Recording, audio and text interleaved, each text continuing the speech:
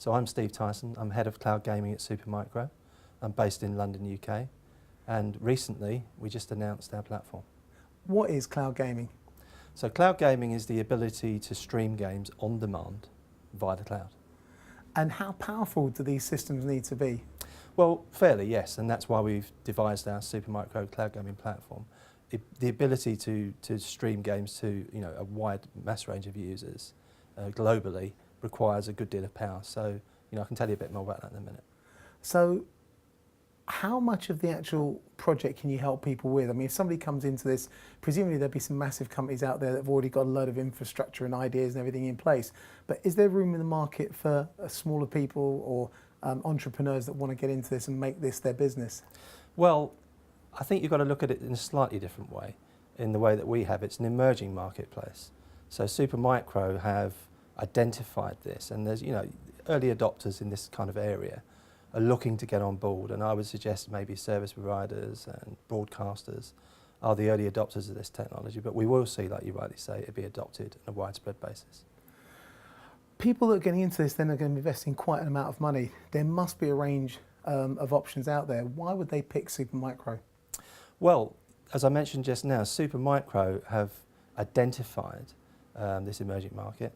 It's an opportunity because the market has been disrupted, particularly by technology, and it requires, currently an ecosystem of software providers and hardware providers to deliver this service to the end user. So I think it's a difficult question to answer right now, but as we see it develop and become more mainstream, I think you'll find a variety of genres and players, wanting to get onto the cloud gaming service. I know you're not likely to want to mention your competitors by name, but we've done it for you. Did some research before we started chatting.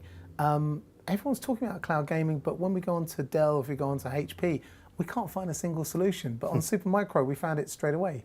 Well, there's no accident in that really, because we are, we've always been first to market. I'm not sure what you know about our history, but Supermicro was founded in '93. We're a $2 billion company, but our strength is being first to market. We're always innovative in our solutions with engineering, research and design. And having looked at this opportunity, let's face it, it's embryonic, it's starting now. It's a 5 to 10 year plan. We're very proud to be able to have the ability and the flexibility, unlike maybe some of our competitors, to actually get on board with this and deliver a solution today that works and can grow with time. So in a lot of cases, Supermicro is a $1 billion corporation, but in a lot of ways you're the smaller player in that market. Normally that'd be a negative, but in this particular instance you're saying that the ability to be smaller and to work faster and to turn faster on the new technologies and bring into market quicker could actually be a major advantage. Yeah, I think that's a great point, because it's our agility and ability to innovate and turn quickly that gives us the ability to provide the solution in the first place. Maybe unlike some of our larger competitors, and I think it's fair to say they are in terms of where they sit in the market.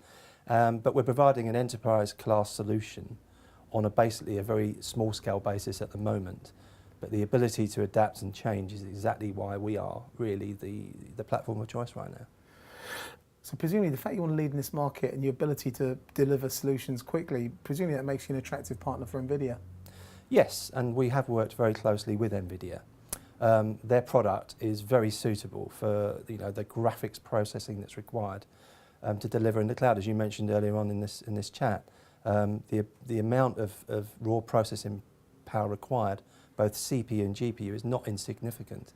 And NVIDIA were a partner we selected very early on. We're very pleased to say the solution with them is working really well. You spoke earlier about an ecosystem. You're not talking about rainwater, are you? No, I'm not, no. So what we've had to do is, obviously Supermicro is a provider of hardware, and to be in this emerging market where we really are, first to give this solution, we had to work out all the ends of that solution, right to the end point of the consumer, from the top and the server. So we've worked with a variety of partners to create this ecosystem, and that basically is a bunch of middleware partners and hardware partners to put together a validated solution that works fast, so there's no latency problems, because obviously we're delivering over the internet here. And we've put that together with a selected bunch of partners right now. This will grow in time, but it also allows the publishers and developers to get to grow into this and give us their library of games to serve the public that we have right now. How much knowledge does someone have to have coming into this? I mean, do they have to be a complete expert front to back? You mentioned partners. Is it possible for someone to just make contact with Supermicro and then you work the relationships and partnerships for them, or do they have to work with every individual member of the group? No, that's a great point, and exactly that's how it was probably 2 years ago. If you wanted to stand up a cloud gaming service, you could do, but you'd probably have to go here, there and everywhere, and then would they work together? What Supermicro's cloud gaming platform has done is brought that together as a validated, certified solution that a service provider could stand up today and give their consumers a top-notch service, yes. Cloud gaming is in its infancy, and if we're really honest, nobody knows what the potential for the market's going to be over the next 3, 5, 15 years. People coming in now have got an entrepreneurial spirit. What kind of people are they? What kind of companies are coming to you? Right, so what we're seeing is that it's a global phenomenon, this of course, the shift from traditional gaming to the cloud. What we're seeing, the early adopters are people like telecoms companies, broadcasters, ISPs, service providers, people that may be providing other services like movies and music, and they want to add on gaming as part of that. So we're seeing a lot of traction there. And it's quite interesting because the push-pull situation has changed dramatically. We were kind of pushing quite a bit in the last year, but now we're seeing a lot of pull this way, and it's very interesting that our platform has actually evoked that kind of response. So if you're talking about cloud gaming, the game is effectively running somewhere else, and then you're seeing it on your local device, your mobile device, your PC, or whatever. Then you're sending commands back up. So the commands going back up, that's very lightweight. The stuff coming back the other way, the 25, 35, whatever frames a second, seems very reminiscent of Netflix. Right, yeah, I think that's a great analogy actually, and thanks for bringing that up. Something I talk about a lot because that marketplace, the film marketplace, the movie marketplace was disrupted completely by Netflix. And of course, if you look at traditional old models like Blockbuster, where are they now? And today Netflix, proliferate almost exclusively. And that's exactly the same with the gaming opportunity here. Cloud gaming will succeed and will proliferate because of that very reason. It's been disrupted by the technology that's available, the cloud gaming platform. We don't want to get too heavy on the technology. In fact, we don't want to get too heavy on the technology side at all. Let me just lead this in and tell me if it resonates with you. We don't want to get too heavy on the technology itself, but at the moment in the UK, we accept anywhere between 8 and 50 megabit as being fairly normal. Guys in the Far East, South Korea and places like that are now looking at gigabit, and they're obviously putting the network infrastructures in place to support that phenomenal data flow. How far in the future do you see before the whole the ISP system and everything else is in place to allow a lot of people to do this? Are we like 10, 20 years away, or is it a lot quicker than that? Oh, I think a lot quicker than that, yeah, and that's a great point actually, because those emerging markets are the very ones that are receptive to this kind of technology today, but it's more the the existing markets and the existing infrastructure that won't change so quickly.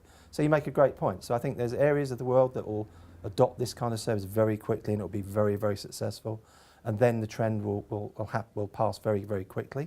And I think you'll find, my personal, if you put 1% head on the block, I'd say in the next 5 to 10 years, we'll see this massive shift to where people want to play their games in a more mobile fashion, in a more community-based fashion. And I think what's interesting here as well, we'll see the genres of games maybe change as well.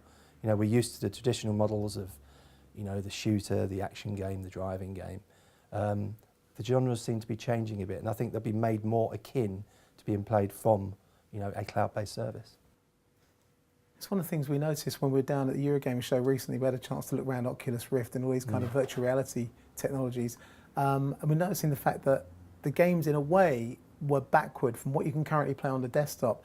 But it could have the same revolutionary kick in the same way that the Wii, when it first launched, looked like a backward step compared to the Xbox. Yeah. But it created a whole new genre of interactive gaming. So you're right, you are likely to see stuff that you haven't seen before. Yeah, and I think also it bleeds out of gaming into education, into research, and maybe into design as well. I think you're going to see the gaming world transcend different industries because of the availability of this kind of technology as well. Where does virtual reality take it to? It takes it to another level. And I think particularly in education, that's a massive play. So I think, traditional gaming experiences are going to change and blend dramatically.